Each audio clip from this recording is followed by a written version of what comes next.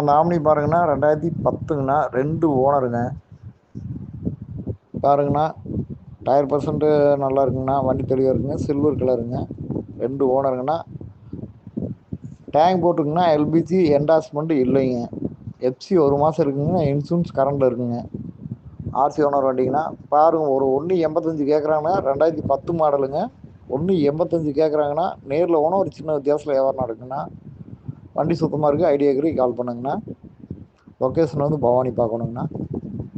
Idea agri கால் பண்ணுங்கண்ணா.